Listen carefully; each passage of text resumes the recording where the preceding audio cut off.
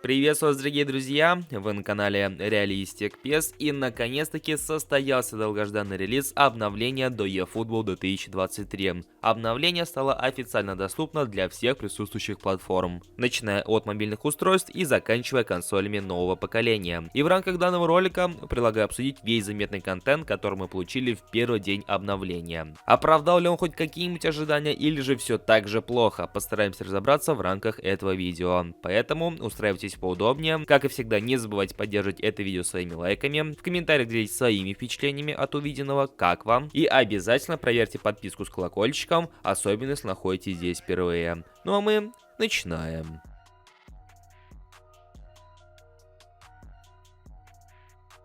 На самом деле контента так много, что я боюсь что-либо пропустить в рамках этого ролика и о чем-то банально не рассказать, потому что есть как значимый контент покрупнее, так есть контент и поменьше, но который не менее интересен. Но так или иначе я постараюсь затронуть все. А если что-то забуду, то я надеюсь, вы напомните мне об этом в комментариях. По традиции начинаем с веса обновления на различных платформах, и как и всегда, вес обновления не ограничился ни одним и даже не 2 гигабайтами. Например, на PS5 это 4,5 гигабайта, на PS4 это 45,5 гигабайта, на Xbox это по 24 гигабайта, на ПК же около 12 гигабайт. И хочется сказать отдельно спасибо Konami за большое обновление на PS4, за самое крупное среди всех платформ, ведь именно из-за этого в день релиза обновления у нас сорвался стрим.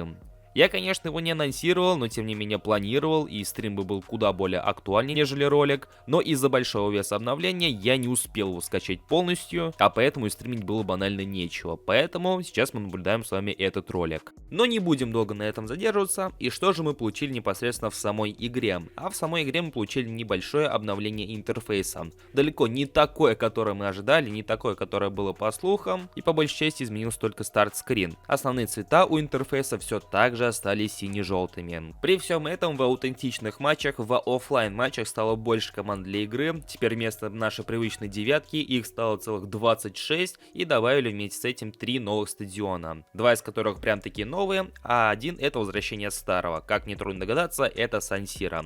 Второй стадион это стадион Аталанты, итальянской команды, и третий стадион это стадион клуба Америка, мексиканского клуба, который также появился со всей остальной мексиканской лигой. Вместе с обновлением до eFootball 2023 в игре также стартовал новый сезон, опять-таки первый сезон в рамках eFootball 2023. И что же можно про него сказать? В отличие от предыдущих сезонов, а в частности предыдущих двух, этот сезон будет скорее всего самым длительным из них, то есть 1,5 месяца, в частности с 25 августа по 10 ноября. Разработчики сообщают, что с 1 сентября можно будет подписать эпических игроков Зейдерфа и Снайдера, а также в игре стартует новая кампания, за которую игроки получат 230 голды и 50 тысяч единиц опыта для развития команды. Конечно же, новый сезон, новые паки, и в частности в игре наконец-таки появилась команда недели, которую мы так долго ждали, и естественно она доступна за голду. Но стоит отметить, что самая первая команда недели выглядит уж больно интересно. Мбаппе, Ансу Фати, Лука Модрич, Хвича Кварацхелия, Коман, Салиба и другие. За номинальные контракты стали доступны паки с игроками мексиканской лиги, а также паки с игроками летних трансферов, то есть какой-нибудь Стерлинг в Челси, Нуньес в Ливерпуле и так далее.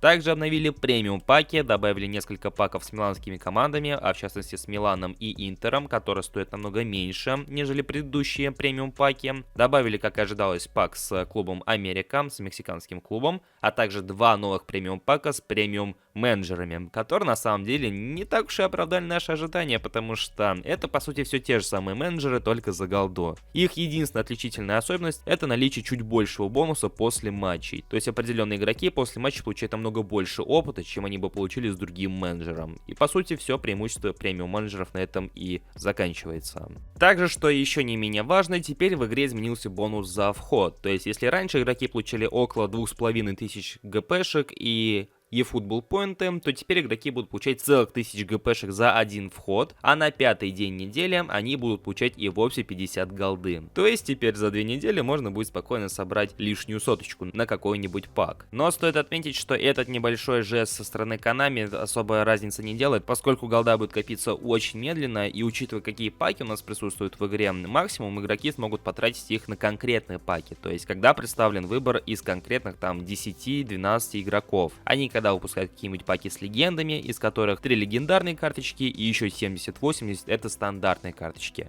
Поэтому тут еще как посмотреть. Ну и также с этим обновлением у игроков изменились фейсы. На самом деле фейсов завезли уж больно много. Что же касаемо партнерских команд в лице Милана и Интера, то фейсы обновились у пары-тройки футболистов, то есть сканы завезли далеко не всем футболистам. А так, что касаемо других игроков, то там, то здесь можно найти новый фейс. Также немало интересного контента было обнаружено в файлах игры. Например, текстурки трофеев или текстурки платформ, на которых вручают эти самые трофеи. В частности, подобные текстурки были найдены для Азиатской лиги чемпионов и для Мексиканской лиги, поэтому кто знает, когда они нам еще пригодятся. Также было обнаружено куча различных будущих карточек в игре. Были обнаружены изображения Лионеля Месси образца 2014 года. Поэтому стоит ожидать, что уже вскоре появится новая версия Лионеля Месси. Также добавили кучу различных игроков из японской лиги. В частности, Фарлан времен игры в японской лиге, Зико, наш старый знакомый японец Миура и так далее. Также среди этих игроков были обнаружены игроки Интера. В частности, Беркамп времен выступления за Интер, Луиш Фигу, Лотар Матеус и Иван Самарана.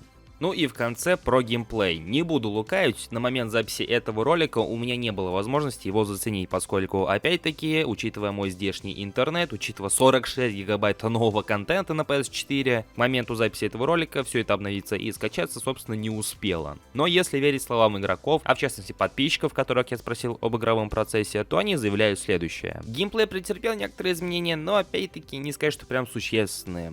Потому что, опять-таки, Konami ничего не обещали, они ничего не анонсировали, поэтому геймплейные изменения из разряда «да, очередное обновление, да, мы там что-то снова подкрутили», поэтому для кого-то лучше, для кого-то опять хуже, о чем я и говорил в предыдущем ролике. Конкретно геймплейные изменения будет ожидать нас в ноябре, когда и будет глобальнейшее обновление в игре. Ну а так, опять что-то подкрутили, чувствуется лучше, чувствуется худше, но в целом анимации, движения, оно почти никак не изменилось.